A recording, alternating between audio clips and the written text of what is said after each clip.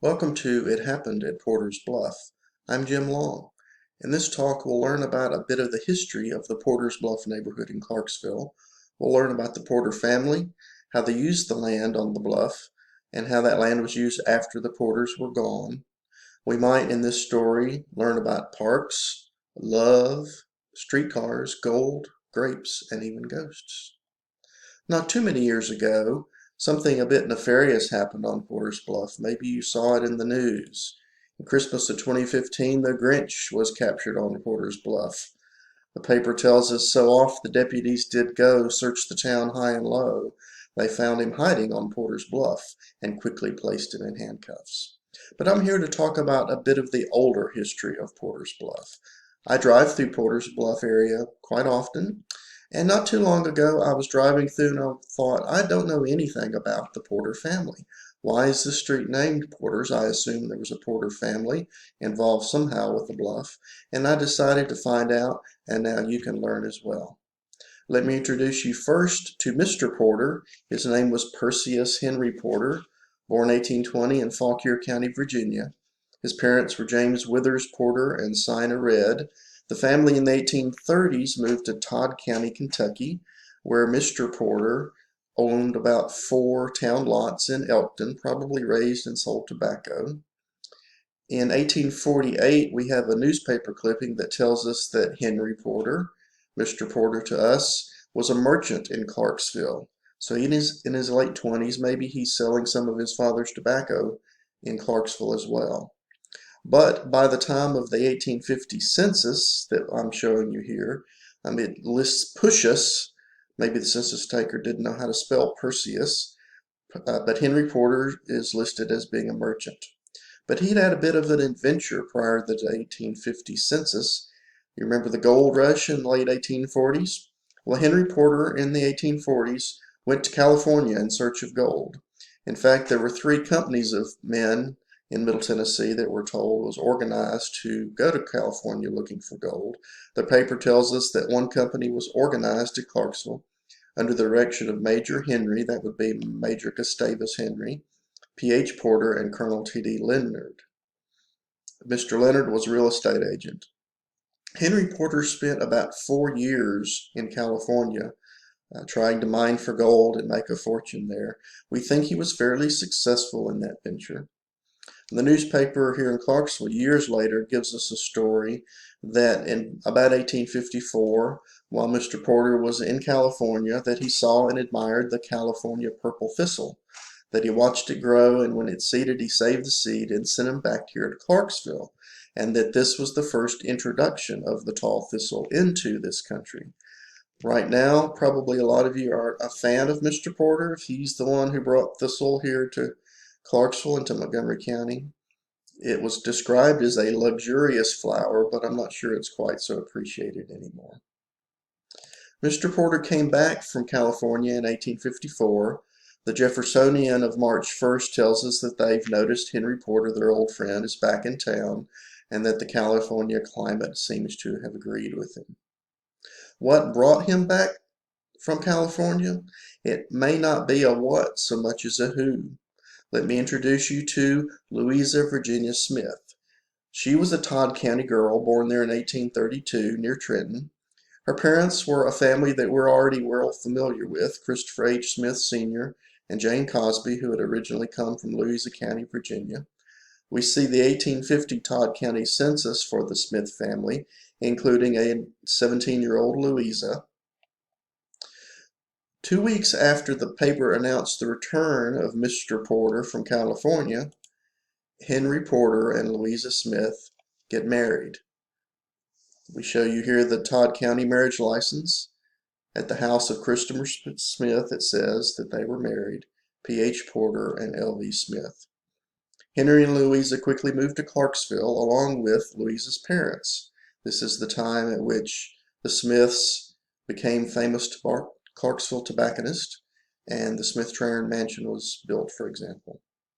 Mr. Porter went into business with Sam Brockman, an old friend of his from Todd County. We see here that Brockman and Porter of Clarksville are local agents for Hamilton's thresher, and Moffat's patent thresher and separator. So Brockman and Porter were specializing in agricultural implements, it tells us, and even agricultural products. Business went well for Brockman and Porter. We see in 1857 that they have built a fireproof building. This was in Clarksville on the corner of Main and Water Streets, what we would think of as Main and Riverside Drive, which would be just below the Riverview Inn on Riverside Drive to us today. We see that they sold not only plows, but cultivators, mills, even seeds, and even sewing machines you could buy at the Brockman and Porter's. Meanwhile, Mr. Porter himself was experimenting with agriculture. We see in 1857 that the Jeffersonian is thanking Mr. Porter for some molasses that he had made from Chinese sugar cane, and that he had grown it on his model farm a short distance above town. Business continued to thrive for Brockman and Porter. In 1860, they constructed a new iron front building, as it was called, and it was on Franklin Street, 5 doors west of the courthouse. We must remember at this time that the courthouse for Montgomery County was on Franklin Street. I show you here an 1870 rendition of downtown Clarksville. This would be Franklin Street for reference. This building here would be the Roxy, and across from it the Cruisman building. And the courthouse was here on Franklin Street. So 5 doors west would be roughly about where Edwards Steakhouse is now. We would have seen in 1860 Brockman and Porter's new iron front building. While business was going well for the Porter family, there were some family tragedies that they were having to deal with. Louisa's parents, Christopher and Jane Smith, had passed away. Jane died in 1859. Her father, Christopher, died in 1860 of paralysis. They are buried in the Smith family plot at Riverview Cemetery. It's a beautiful place to see. If you've been on Carolyn Farrell's cemetery tours of Riverview, you have met the Smith family at this lovely spot. In the 1860 Montgomery County Census, we see Henry and Louisa and their young family. We see Henry is a merchant, as we know, and we see 3 of their young children, Lewis Henry, Townley, and Irma Porter. The 1860 directory for Clarksville tells us where the Porters lived. We see the entry here that Henry Porter lived on the south side of Commerce between 1st and 2nd. So if we go back to that 1870 rendition, we can see where that house was. This would be Commerce Street, 1st. You can see this over here would be the Roxy. So down 1st Street, the corner of Commerce and 1st is where the Porter house was. This area now is occupied by the Montgomery County Jail. A few months after that 1860 census was taken, we see this deed from Henry to Louisa, where he is giving to his beloved wife, for natural love and affection, their dwelling house and 2 lots of ground in Clarksville on the corner of 1st and Commerce. Why was he giving this land to Louisa? Is it possible that there were some business problems going on, or maybe he was attempting to hide the property from his creditors? We just don't know. But we are thankful that these papers do survive, courtesy of the Montgomery County Archives. It was at this time, just a few months after June of 1860, that Henry gave the property in town to Louisa, that we see the Porter's Bluff property that we're familiar with come into the family. In September of 1860, Joseph B. West sold to Mrs. Porter 30 acres that was said to be near the city of Clarksville, that it adjoined the land of wisdom, which we know as Oak Top on Madison Terrace, and that it also adjoined the Port Royal Turnpike, to us today Madison Street, and backed up to the Red River. But it's interesting to note here that the deed was not to Mr. Porter, it was to Mrs. Porter. Mrs. Porter purchased this land. So here in the middle of my presentation, I need to change the title of my presentation. It happened on Mrs. Porter's Bluff. It was her land. Let's look at a little more detail about how that land lay. I show you a topo map here of the Porter's Bluff area, and the black line there describes the land that Mrs. Porter purchased in 1860. You can see this little strip here must have been a narrow driveway, and that the land did back up to the Red River, and the current Porter's Bluff Road you can see here.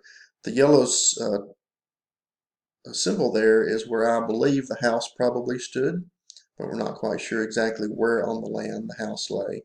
We do know that there were a couple of springs here along the river, so it makes sense the house would have been located with convenient access to the spring. 2 months after Mrs. Porter purchased her bluff, we see an advertisement for the townhouse being sold. Henry Porter advertises, "Who wants to buy my house and lot?" Fronting 204 feet on Commerce Street, running back to an alley which we now know as Mumford Avenue. They wouldn't actually be able to sell this house for another 9 years. Perhaps economic hardship and obviously the Civil War may have played a part in that.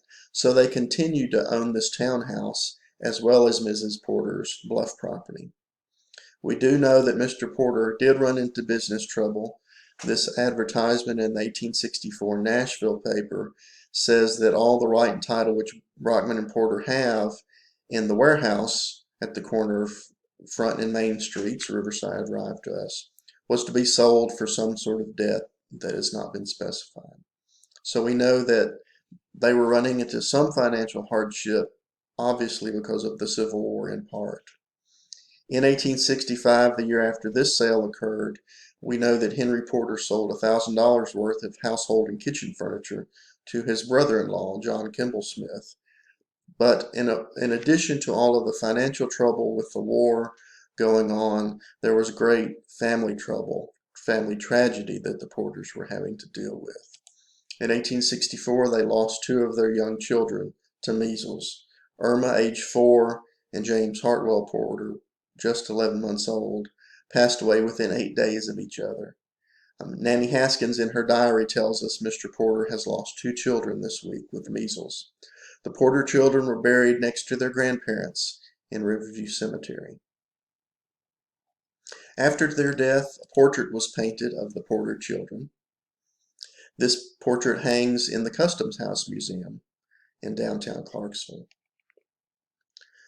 I went to the Customs House Museum to see the painting. When I asked after it, the person working with me said, "Oh, we sometimes say that this building is haunted by the Porter children." Well, that actually gave me a bit of a chill, because if you think about where the Customs House Museum is, here in yellow, it was just up the hill from where the Porter children had passed away from measles. The Porter family endured, as all families that experience tragedy do. We see that in 1865, Mrs. Porter was drowning her sorrows in her flower garden. She had given a magnificent bouquet to the newspaper, and may she long enjoy the Feast of Flowers. So Mrs. Porter was trying to make life manageable through her flower garden.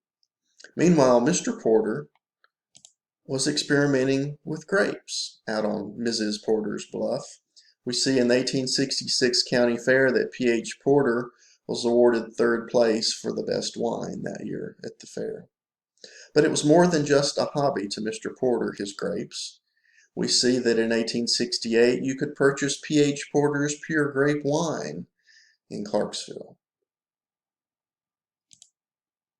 In 1870, we see that Mr. Porter's grapes are thriving, that he is now selling fruit trees in addition to grapes in town. You could get raspberry, gooseberry, all of the berries, strawberry, plant, and I love the little tagline here, "Grapes are more pleasant than pills and cheaper also." In the late 1860s, Mr. Porter is trying to diversify his activities, looking for ways to make ends meet possibly. We see here that he is an agent for furniture, for wallpapering, house and home goods on Franklin Street.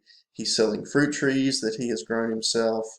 He's selling pure blood Essex pigs.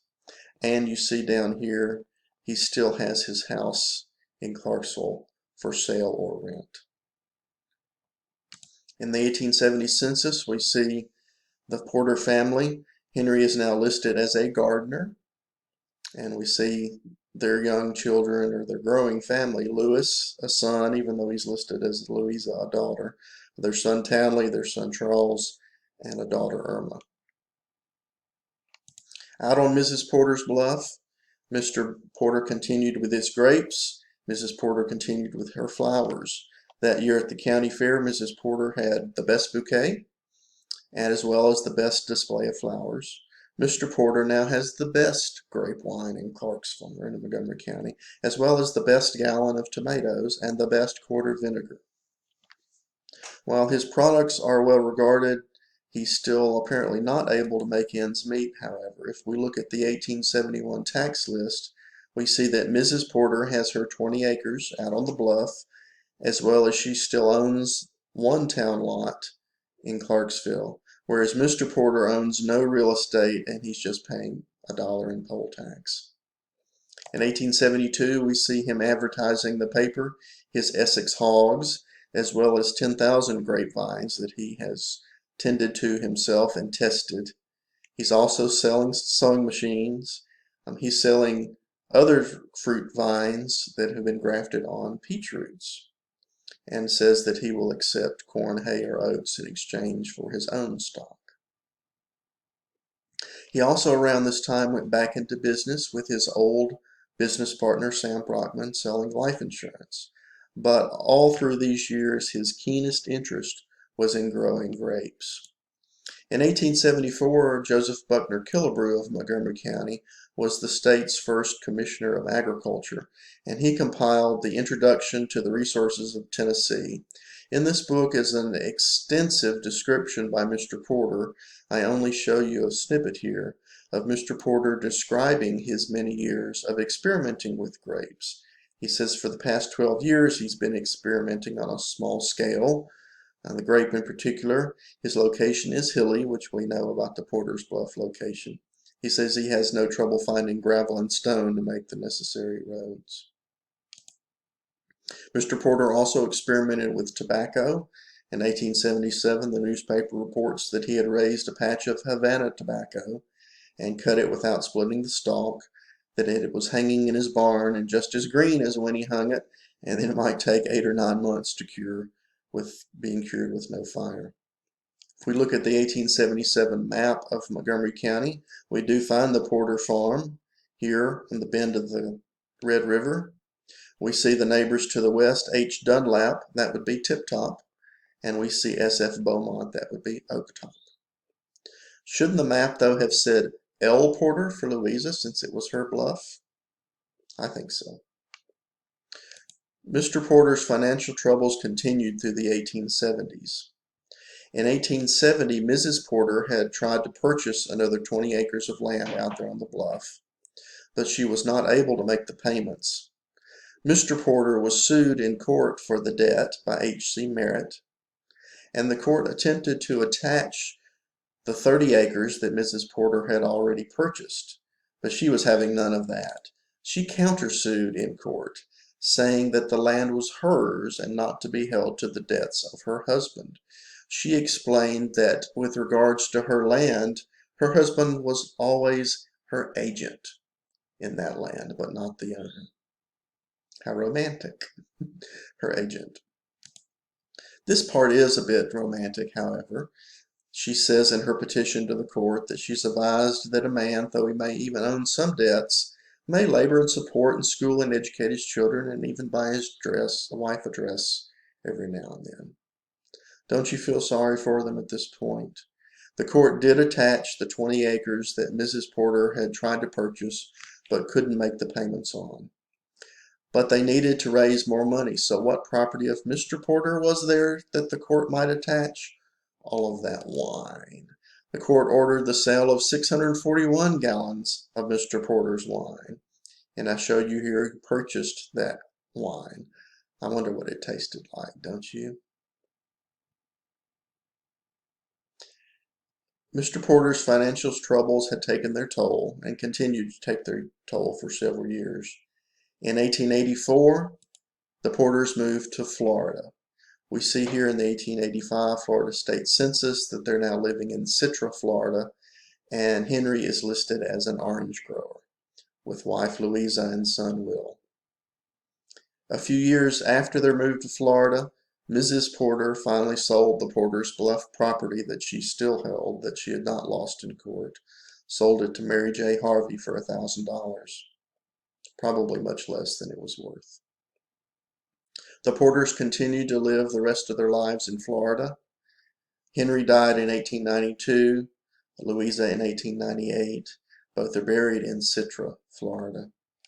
We do have an obituary from the Clarksville paper, but they didn't even remember that his name was Persius. They thought it was E.H. Porter. It refers to the Red River property on which the Porters had resided for many years. One of their sons, Henry, had gone to Texas in the 1870s. The three children, Will, Townley, and Irma, had moved to Florida when the Porters moved there in the 1880s. The Porters left Montgomery County 136 years ago now, but their name is still tied to the land they owned down in Porter's Bluff. Let's look at what happened to the land after the Porters had left and sold it. In 1890, Mr. Harvey, who had purchased, or whose wife had purchased the property a few years earlier, sold the land and house at a hefty profit, $4,500, sold it to R.B. Daniel. We see from the newspaper that Mr. Daniel proposed opening a street from Madison Street between his property and the Ragsdale farm, and also looked at opening a way for the extension of Commerce Street to the Porter place. We learn a couple months later that the purchase was a company of several citizens that were going to invest in this piece of property, opening it as a public park. One of the lead investors, Colonel John F. Shelton, was the president of the newly formed Clarksville Street Railway Company. So the proposal was to make a park out on Porter's Bluff and to run a railway line down Commerce Street out to this park. In 1891, we see now that there have been 30 or 40 acres laid out for the park. They've graded some broad streets for drives. They've planned a street railway. They've proposed to call it Point Lookout. There is a cave below Porter's Bluff, for those of you that may not know. Maybe why it was such an attractive location for a park, with spring coming out of the cave. I'll show you a couple of pictures from the internet here of what the cave looked like from below and from inside. I've not been to the cave myself. In 1891, the Bluff Association was formed by these investors. They were going to hold annual fairs out at the park. We're going to construct a streetcar line and have a nice park out there. There were rumors of having a horse track out there, but the land was just too hilly for that. The Bluff Association began acquiring right-of-way along Commerce Street to extend the railway out to this new park. But as soon as they had gotten started, they had a horrible PR problem, because in 1892 a bear was on the loose at Porter's Bluff. The paper reported that it was said to be making night hideous and scaring Negroes on Porter's Bluff. Bullets were acquired and a search party was organized to find this bear. Witnesses reported seeing the bear and finding bear tracks. But as soon as the bear story appeared, it had been put to rest. It was confirmed that it was actually not a bear, but just John Flynn, a half-demented man, found to be roaming around Porter's Bluff. When they finally apprehended him, he said he just wanted to go to Memphis, so the paper tells us he was ferried across the river and started in the direction of the Bluff City.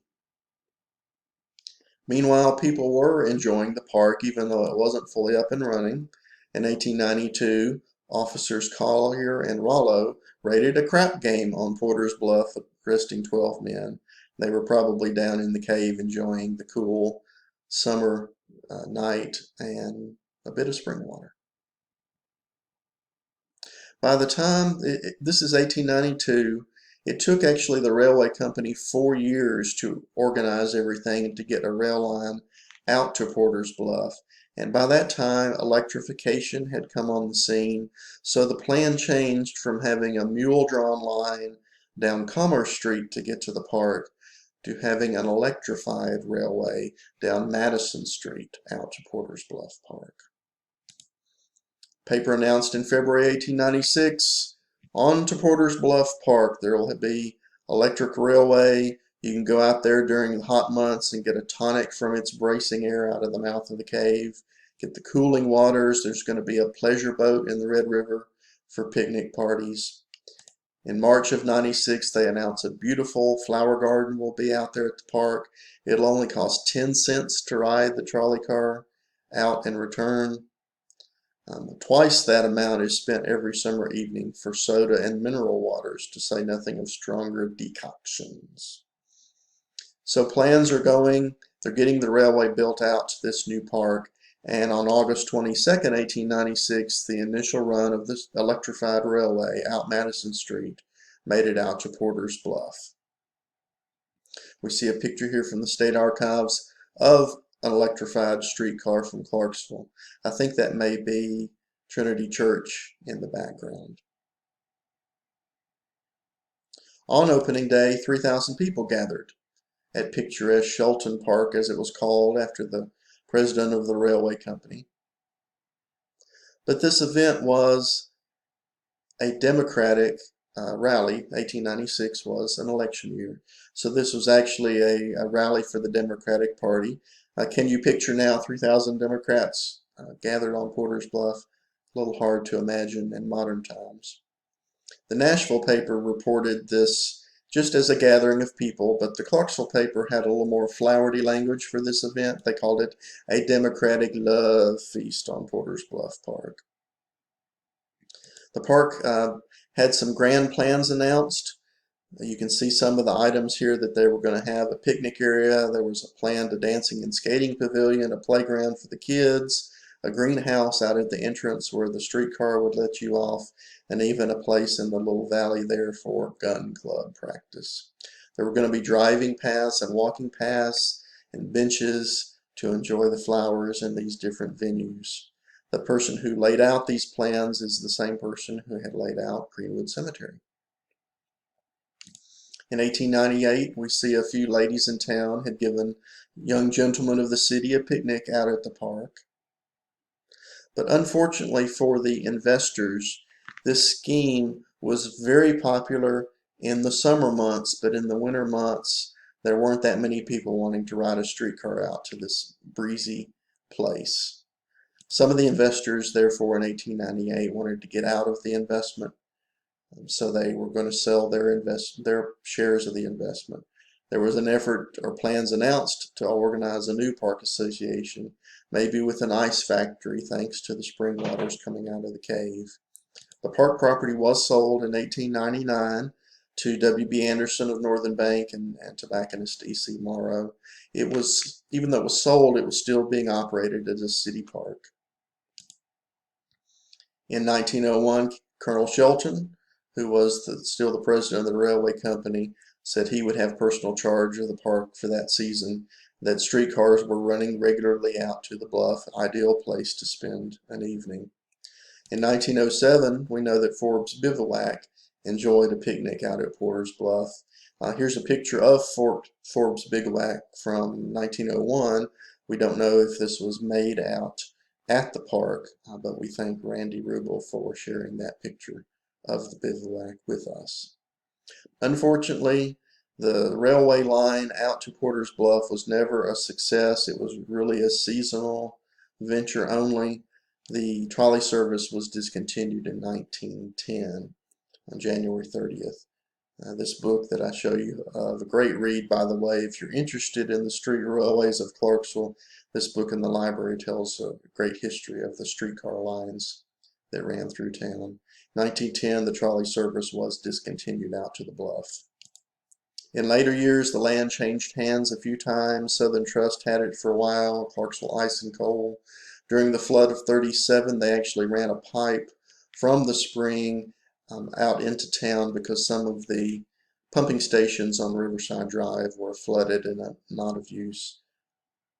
But it was in the '30s that the property was finally subdivided. We started seeing houses being built. In 1942, there were houses listed in that area for Dr. Griffin and Organs, the Mallons, and Dr. Wilson. In 1948, that piece of land was finally annexed into the city and further subdivided. Based on what we've learned now, that the land was really Mrs. Porter's, I wonder if it's time to make a proposal to Mayor Pitts to rename it Mrs. Porter's Bluff Road. Let Mayor Pitts know when you see him that you think that we need to do this in honor of Mrs. Porter. I thank you for your time. I hope you've enjoyed learning a little bit about the history of the Porter family and Porter's Bluff.